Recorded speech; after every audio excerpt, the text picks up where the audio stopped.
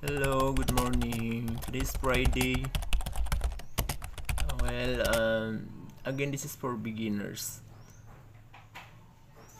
This morning, I will teach you how to change our font style and its size, and also how to make it uppercase, lowercase, or sentence case. So, napakadali lang ito mga beginners. Bilisan lang natin para mas hindi tayo mag-consume ng mahabang oras, para hindi tayo maumay, no? So for example na lang yan yung documents natin, no, na we will change the font style and the font size, or we will make it uppercase, lowercase, or sentence case. So first, we will highlight it by pressing Ctrl A.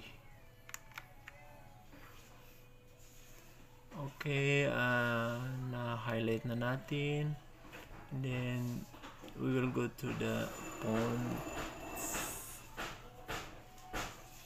style. This one, we will choose this. We will click it once, then we'll choose the font style. Just for example,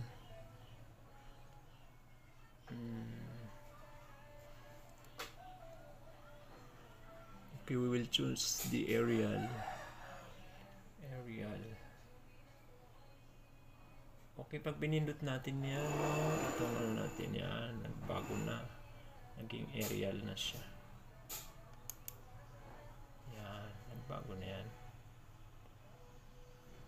And then, paano natin babaguhin yung size ng font, yung laki niya? Balik tayo doon. Habang naka-highlight na, papansin nyo yung text, yung naka-highlight. Sa documents natin, mababago yan, no? Pag binago natin yung font. Usually, pag documents, naka-size 12 lang siya, no? Yan ang normal size ng mga documents. So, pag ginawa natin yung ano, no, mapapansin nyo yan. Ginawa natin 18, ayan, lumalaki. Oh, yan. Malaki na siya. So, ginawa natin 20 is malaki na yan. So, ganyan yung mangyayari, no? Pag 20, sinilig natin yung 20. And then, proceed tayo. Paano natin gagawing uppercase? So, kung gusto natin puro malalaki yan lahat, yun yung uppercase. Malalaki lahat yung letra. Punta tayo dyan, no? Dito. Change case. We will click it once. And then we will choose sentence case, lowercase, uppercase, or capital each word, toggle case. So, we'll choose uppercase.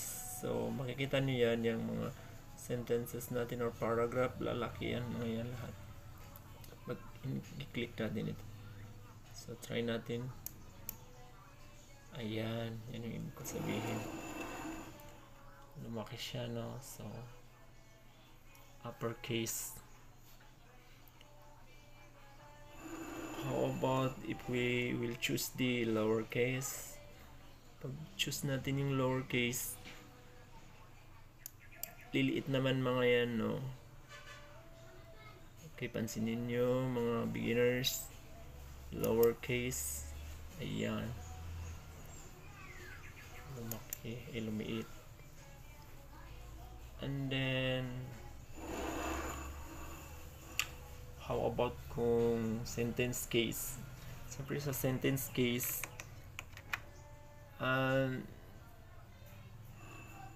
sentence kasi usually, pag sentence is malaki yung ano, letter sa unahan, then maliit sa ano. Start with big letter pag sentence. So pag sentence case, lalaki ang S. Yan. Lumaki yung mga ano, yung lahat ng mga nasa start na letter. Kasi sentence ya. And then, how about kung capital each word? Capital each word is, ibig sabihin, lahat ng mga word na yan is, each word, lalaki yung mga ano, start na letter. So, titingnan natin, pag i-choose natin, ganyan yung mangyayari. So, ganun lang yun, no, mga beginners. Kadali lang po. So,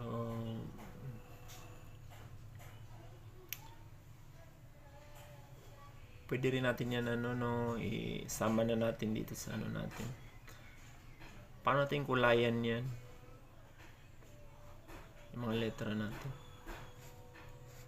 So, habang naka-ano siya, naka-highlight, naka-select all, dito lang. Yan. Font color. Choose natin yung red para matingkad. Makita natin. Yan. Red na siya. So, very basic lang talaga ito, no? For beginners lang talaga ito.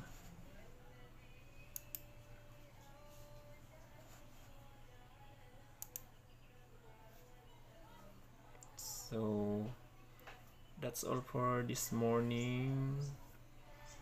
Thank you and have a good Friday. Assalamualaikum.